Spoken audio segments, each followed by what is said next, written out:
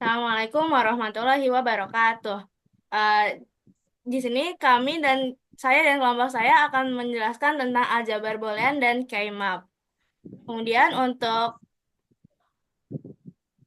bisa next untuk anggotanya di sini ada Nadine Abdakal Husna dengan NIM 240511045. Saya sendiri Farsha Zahra Nafisa 240511016.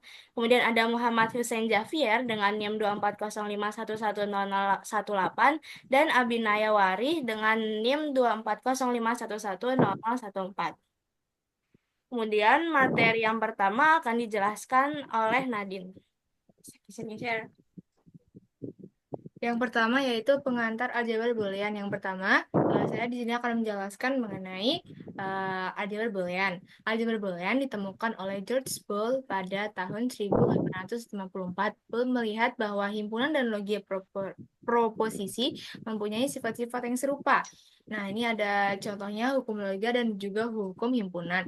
Dalam buku The Laws of Thought, Boole memaparkan aturan-aturan dasar logika. Aturan dasar logika ini membentuk struktur matematika yang disebut aljabar boolean. Aljabar boolean digunakan untuk perancangan rangkaian pensakaran, rangkaian digital, dan rangkaian IC, Integrated Circuit Computer. Next page. Kemudian ada definisi aljabar boolean. Aljabar boolean ini merupakan aljabar yang berhubungan dengan variabel-variabel biner dan operasi-operasi logik. Berhubung elemen-elemen B tidak terdefinisikan nilainya, maka kita bahas menentukan anggota-anggota berlaku aksioma seperti berikut. Nih ada 4. Kemudian aljabar boolean harus memperlihatkan yaitu elemen-elemen himpunan B, kaidah atau aturan operasi, dan kemudian himpunan B yang bersama-sama dengan dua operator tersebut memenuhi keempat aksioma di atas. Next page. Nilai kemudian merupakan aljabar boolean yang paling populer karena aplikasinya luas. Pada aljabar dua nilai itu ada 4. B merupakan 0,1, kemudian operator biner adalah plus dan juga operator uner adalah ini apa, Cuk? Komplement. Komplement. Sorry guys. Ini apa? Kali. Oke. Dev- Definisi aljabar boolean dua nilai merupakan aljabar boolean yang paling populer karena aplikasinya luas. Pada aljabar dua nilai ada 4 aturan yaitu B merupakan 0,1, kemudian operasi biner adalah plus dan kali, kemudian operator uner adalah komplement. Kemudian ada kaidah operator biner dan operator uner. Kemudian terakhir keempat aksioma di atas dipenuhi. Next page. Kemudian ekspresi boolean. Contohnya ada 0, 1, A, B, A plus B, A kali B, A komplement kali B plus C, A kali B komplement plus A kali B, A kali B kali C komplement plus B komplement. Ekspresi boolean dibentuk dari elemen-elemen B dan atau peubah-peubah yang dapat dikombinasikan satu sama lain dengan operator plus, kali, dan juga komplement. Next page. Di sini ada hukum-hukum aljabar boolean. Jumlahnya ada 11, yaitu ada hukum identitas, ada hukum komplement, ada hukum involusi, hukum komutatif, hukum distributif, hukum 0/1, hukum idempoten, hukum dominansi, hukum penyerapan, hukum asosiatif, dan juga hukum De Morgan. Next page. Kemudian ada fungsi aljabar boolean. Contohnya yaitu ada di layar yaitu eh, akan saya sebutkan Vx, V fungsi X adalah sama dengan X. V, oh sorry, maaf guys. Ulang. Di sini saya akan menjelaskan mengenai fungsi-fungsi aljabar boolean. Contoh fungsinya yaitu adalah fungsi e- f fungsi x sama dengan x. Nah, setiap peubah di dalam fungsi boolean termasuk dalam bentuk komplementnya disebut literal. Jika diberikan x1, y sama dengan 1, z-nya 0, maka nilai fungsinya adalah h 1,1,0 sama dengan 1 kali 1 kali 0 komplement. Eh, Hasilnya adalah 1. Next page. Oke, yang page berikut ini akan dijelaskan oleh Farsha.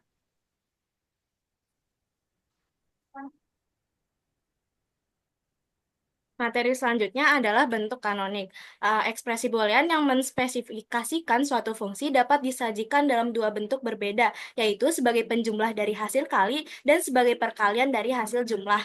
Contohnya itu ada fungsi f x, y, z sama dengan x komplement y komplement z ditambah x, y komplement z komplement ditambah x, y, z. Dan fungsi g x, y, z sama dengan x tambah y tambah z dikali x tambah y komplement z dikali X tambah Y komplement tambah Z komplement, X komplement tambah Y tambah Z komplement, dan dikali X komplement tambah Y komplement tambah Z adalah dua buah fungsi yang sama. Dengan catatan, minterm adalah suku di dalam ekspresi Boolean yang mengandung literal yang lengkap dalam bentuk hasil kali.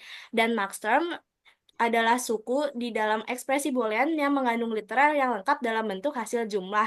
Maka dari kedua fungsi itu, dari fungsi f x y z sama dengan x komplement y komplement z tambah x y komplement z komplement tambah x y z itu memiliki tiga buah minterm, yaitu x komplement y komplement z, x komplement y X, Y komplement, Z komplement, dan X, Y, Z. Sedangkan pada fungsi G, X, Y, Z sama dengan X tambah Y tambah Z kali X tambah Y komplement Z tambah Z dikali X tambah Y komplement tambah Z komplement dikali X komplement tambah Y tambah Z komplement dan X dikali X komplement tambah Y komplement tambah Z memiliki 5 buah max term, yaitu X tambah Y tambah Z, X tambah Y komplement tambah Z, X tambah Y komplement tambah Z komplement, X komplement tambah Y tambah Z komplement, dan X komplement tambah Y komplement tambah Z. Boleh next slide. Nah, contoh lain, misalkan peubah atau variabel fungsi Boolean adalah X, Y, dan Z, maka X komplement Y bukan minterm karena literalnya tidak lengkap. Di sini X komplement Y ini ada kurangnya Z, yaitu Z. Eh, Kemudian Y komplement Z komplement bukan minterm karena literalnya tidak lengkap, dan ini kurang X. Kemudian X, Y komplement Z, X, Y, Z komplement, dan X komplement Y komplement Z merupakan minterm karena memiliki literal yang lengkap. Selanjutnya, X tambah Z bukan maxterm karena literal tidak lengkap, yaitu tidak ada Y. Kemudian, X komplement tambah Y tambah Z komplement merupakan maxterm karena literalnya lengkap, dan X, Y komplement tambah Y komplement tambah Z bukan maxterm karena tidak memiliki X. Eh, Kemudian ekspresi Boolean yang dinyatakan sebagai penjumlahan dari satu atau lebih minterm atau perkalian dari satu atau lebih maxterm disebut dalam bentuk kanonik. Jadi ada dua macam bentuk kanonik, yaitu penjumlahan dari hasil kali atau SOP dan perkalian dari hasil jumlah, yaitu POS. SOP berarti itu minterm dan POS itu maxterm. Contohnya itu fungsi f x y z sama dengan x komplement y komplement z ditambah x y komplement z komplement ditambah x y z dikatakan dalam bentuk SOP, dan fungsi g x y z sama dengan x tambah y tambah z, x tambah y komplement tambah z, x tambah y komplement tambah z komplement dikali x komplement tambah y tambah z komplement dikali x komplement tambah y komplement tambah z dikatakan dalam bentuk POS. Boleh next slide. Kemudian cara membentuk minterm dan maxterm. Nah, untuk minterm, setiap peubah yang bernilai 0 dinyatakan dalam bentuk komplement, sedangkan peubah yang bernilai 1 dinyatakan tanpa komplement. Sebaliknya, untuk maxterm, setiap peubah yang bernilai 0 dinyatakan tanpa komplement, sedangkan peubah yang bernilai 1 dinyatakan dalam bentuk komplement. Kemudian di sini ada dua contoh, yaitu dengan dua variabel dan tiga variabel. Bisa dilihat di sini, jika X-nya 0, pada baris pertama dengan X-nya 0 dan Y-nya 0, maka mintermnya itu sama-sama memiliki komplement, yaitu X komplement dan Y komplement. Sedangkan maxtermnya tidak memiliki komplement, yaitu hanya X tambah Y. Kemudian di baris selanjutnya, yaitu ada 0, X sebagai 0 dan Y sebagai 1, memiliki minterm X komplement dan Y dan maxtermnya yaitu X tambah Y komplement. Dan pada baris terakhir dengan X dan Y sama dengan sama-sama 1, yaitu uh, memiliki minterm XY tanpa komplement dan maxterm X komplement tambah Y komplement. Boleh selanjutnya. Kemudian di sini ada contoh, nyatakan fungsi Boolean f X, Y, Z sama dengan X tambah Y komplement Z dalam bentuk kanonik SOP dan POS. Jadi untuk menyelesaikannya, pertama kita akan menyelesaikan dalam bentuk SOP. Yang pertama, langkah pertama yaitu dengan melengkapi terlebih dahulu literal untuk setiap suku agar jumlahnya sama. Jadi variabel pertama kita ambil X ya. X sama dengan X kali Y tambah Y aksen. Di sini kita buat biar X-nya itu sama dengan X, tapi dengan bahasa yang lain. Eh, Kalau kita lihat dari tabel sebelumnya, Y tambah Y komplement itu sama dengan 1. Dan eh, dan maka di sini bisa disebut juga X dikali 1. Kemudian sama dengan juga X sama dengan eh, ini ya bisa memakai hukum dalam aljabar boolean yaitu dikalikan di dalam kurung dan di luar ya. Menghasilkan XY tambah XY komplement sama dengan XY Z tambah Z komplement tambah XY komplement dikali Z tambah Z komplement yang menghasilkan XYZ tambah XYZ komplement tambah XY komplement Z tambah XY komplement Z komplement. Kemudian kita akan em, membuat variabel yang kedua yaitu Y komplement Z sama dengan Y komplement Z dikali X tambah X komplement sama dengan X Y komplement Z tambah X komplement Y komplement Z. Eh, Setelahnya kita gabungkan yaitu menjadi f x y z sama dengan x tambah y komplement z. Kita masukkan tadi yang sudah kita jabarkan yaitu x y z tambah x y z komplement tambah x y komplement z tambah x y komplement z komplement tambah x y komplement z tambah x komplement y komplement z. Di sini karena ada dua buah x y komplement z komplement maka hanya dipakai satu saja. Jadinya sama dengan X komplement Y komplement Z ditambah X Y komplement Z ditambah X Y komplement Z ditambah X Y Z komplement tambah X Y Z. Eh, Bisa dilihat dalam eh, slide sebelumnya itu menghasilkan M1 tambah M4 tambah M5 tambah M6 tambah M7 sama dengan 14567. Kemudian untuk penyelesaian POS itu dengan langkah-langkah yang sama yang mana akan menghasilkan eh, fxyz sama dengan M0, M2, M3 sama dengan 0, 2, dan 3. Next slide. Kemudian ada konversi antar bentuk kanonik. Nah, misalkan f adalah fungsi boolean dalam bentuk SOP dengan 3 peubah, yaitu f x, y, z sama dengan 14567 dan f aksen adalah f komplement adalah fungsi komplement dari f yaitu 023 maka sama dengan M0 tambah M2 tambah 3. Nah, dengan menggunakan hukum De Morgan kita dapat memperoleh fungsi f dalam bentuk POS yaitu fungsi f x y z sama dengan f aksen x y z aksen sama dengan M0 tambah M2 tambah M3 aksen sama dengan M0 aksen kali M2 aksen kali M3 aksen sama dengan X aksen, Y aksen, Z aksen, aksen dikali X aksen, Y Z aksen, aksen dikali X aksen, Y Z aksen yang menghasilkan M0, dikali M2 dikali M3 sama dengan 0, 2, dan 3. Jadi fungsi F X, Y, Z sama, sama dengan POS 14567 sama dengan SOP sama dengan SOP 14567 dan POS 023. Jadi kesimpulannya MJ aksen sama dengan M besar J. Next slide. Kemudian ada rangkaian logika. Nah, fungsi boolean dapat juga direpresentasikan dalam bentuk rangkaian logika. Di sini ada gerbang logika dasar yaitu gerbang AND, gerbang OR, dan gerbang NOT.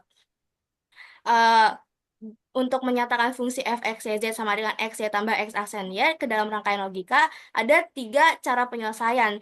Yang cara pertama di sini kita yang pastinya membagi x dan y, kemudian langsung saja dengan langsung menaruh gerbang n yang menghasilkan x, y.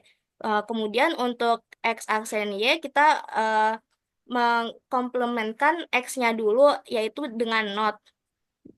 Kemudian setelahnya digabungkan dengan N.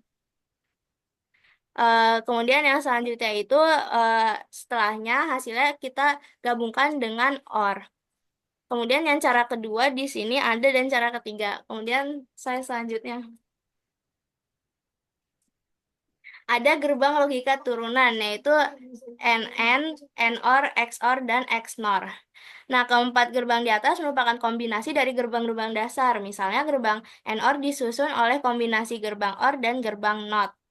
Di sini bisa dilihat penjelasannya, yaitu dari variabel XY digabungkan dengan gerbang eh, X, gerbang NOR. Yang mana ekuivalen dengan gerbang eh, OR dan NOT. Kemudian selain itu dengan menggunakan hukum De Morgan kita juga dapat membuat gerbang logika yang ekuivalen dengan gerbang NOR dan NN di atas. Di bawahnya merupakan penjelasannya. Slide selanjutnya. Kemudian ada penyederhanaan fungsi boolean.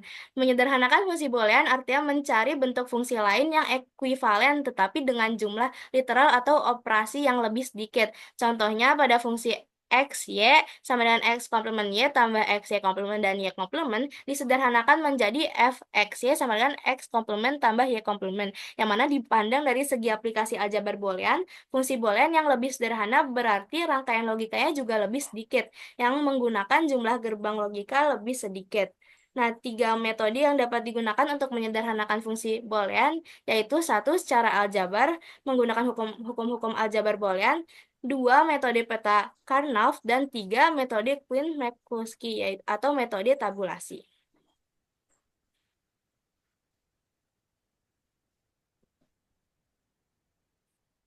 Selanjutnya, saya akan menjelaskan materi tentang K-map atau Karnaugh map.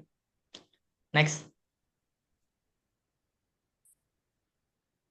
Carnot map atau yang disebut dengan key map adalah metode visual yang digunakan untuk menyederhanakan ekspresi aljabar dalam fungsi boolean tanpa harus menggunakan teorema kompleks atau manipulasi persamaan. Peta K dapat dianggap sebagai versi khusus dari tabel kebenaran yang memudahkan pemetaan nilai parameter dan menghasilkan ekspresi boolean yang disederhanakan.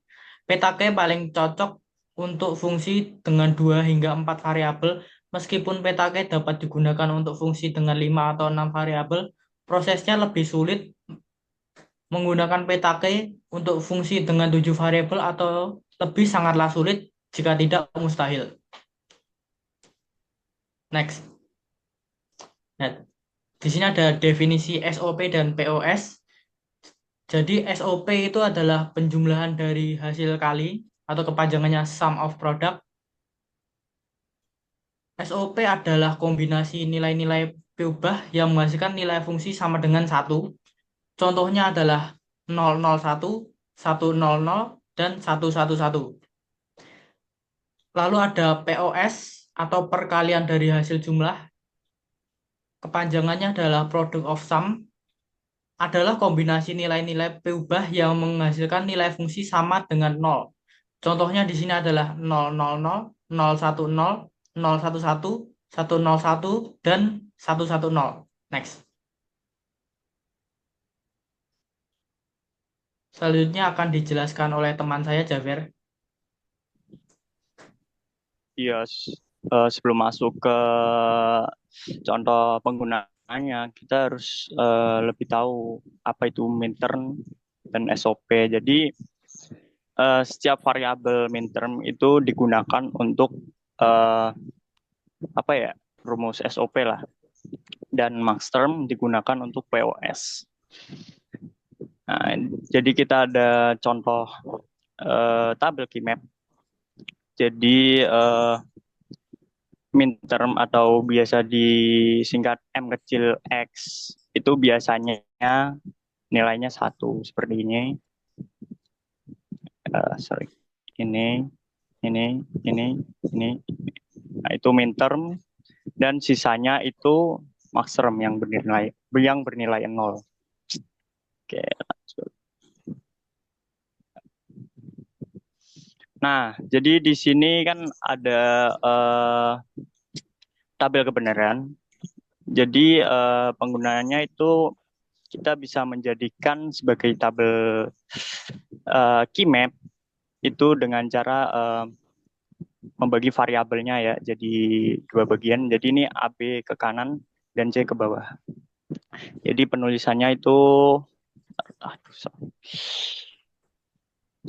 jadi untuk variabel yang biru itu untuk variabel A ya, dan yang merah adalah variabel B. Dan yang C, yang kuning ini adalah variabel C. Jadi bisa kita lihat ini saya seumpama ini kan berarti AB 00 dan C 0, berarti F-nya 0. Nih. Dan ini A0, B1 dan C0 itu kita pakai yang ini. Jadi F-nya sama dengan 1 dan seterusnya. Nah, setelah itu kita ada pengelompokan. Jadi agar bisa dibikin fungsi yang sederhana, kita harus memilih dulu sih. Kita bisa memilih SOP atau POS. Jadi di sini kita menggunakan metode SOP. Kita kelompokkan dulu nilai variabelnya yang bernilai 1. Ini kita kelompokkan, ini pengelompokan pertama dan ini pengelompokan kedua. Nah, di sini jadi bisa kita simpulkan F sama dengan B. Di sini kan variabelnya yang tetap itu C kan, C-nya kan tetap dan A-nya itu berubah. Jadi bisa disebut kalau A-nya itu individu ya, independen. Jadi kita tulis B-nya. Berhubung B-nya bernilai 1 semua ini, jadi kita tulis B. Dikali C.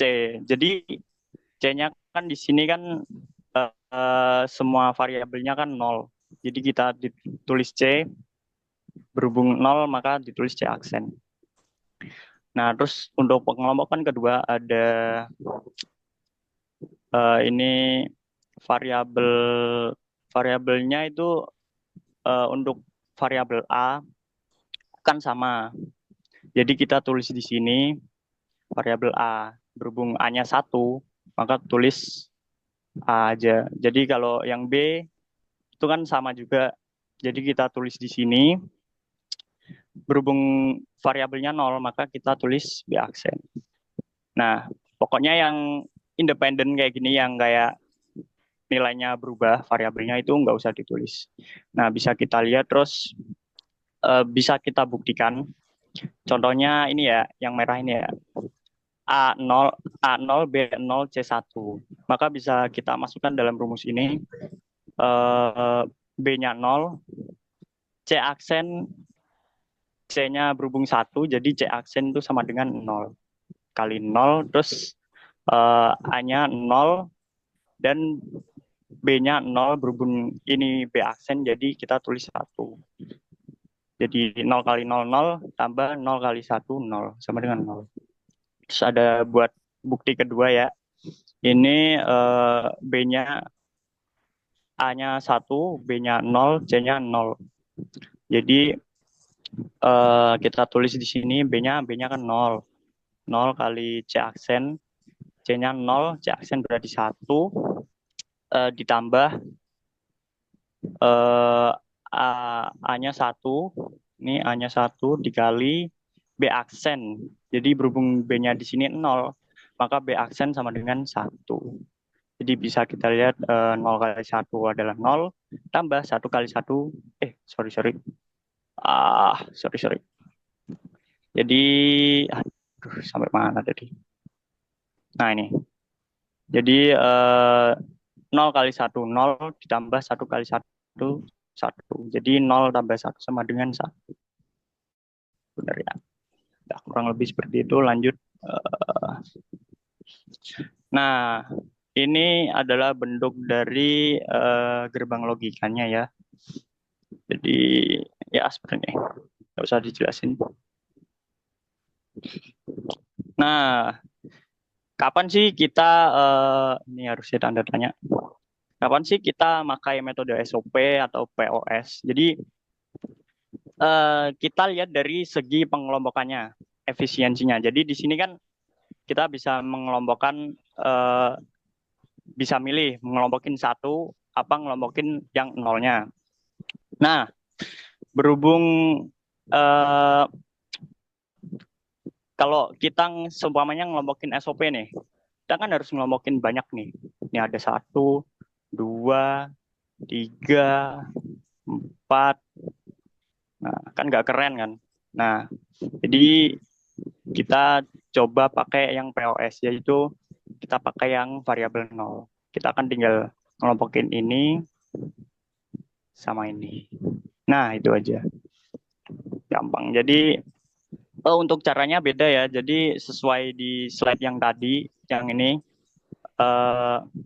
kalau POS itu pakainya max term. Jadi pakainya ini apa ini plus itu kalau nggak salah dan. Nah, jadi A plus B. Nah, rumus. Aduh. Di kurang lebih seperti itu. Nah, yang terus ada sebuah apa ya? Ya metode lah. Itu namanya don't cares yang akan dijelaskan selebihnya oleh Mas Abinaya. Selamat. Untuk yang materi terakhir ini namanya adalah don't cares atau bisa ditulis dengan DX. Untuk mencapai don't cares ini ada beberapa kondisi, yaitu di mana kondisi kombinasi variabel input yang tidak selalu dapat dinyatakan nilai outputnya. Jadi nilai outputnya itu nggak semestinya 1 atau 0. Yang kedua adalah keadaan di mana nilai outputnya tersebut bisa berlogik 1 atau berlogik 0 yang disimpulkan dengan X atau D. Ketiga, kegunaan dari kondisi don't care pada penyederhanaan fungsi dapat dinyatakan pada fakta bahwa dapat diset dengan logik 1 atau logik 0 berdasarkan kegunaannya untuk format kelompok logik 1 yang lebih besar.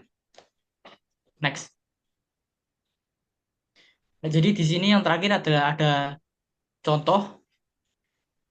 Ini bagian bawah bisa ditulis DX atau tidak usah dilihat dihilangkan karena hasilnya ini bisa dibilang nggak berguna.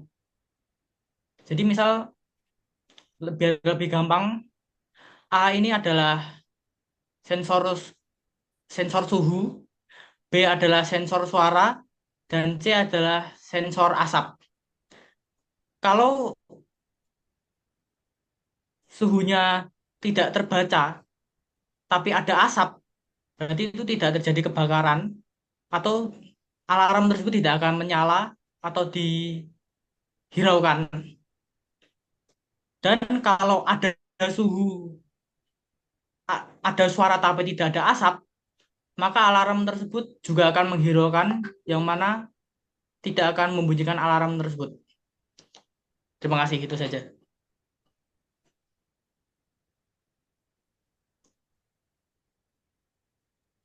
Itu saja dari kami. Wassalamualaikum warahmatullahi wabarakatuh. Terima kasih.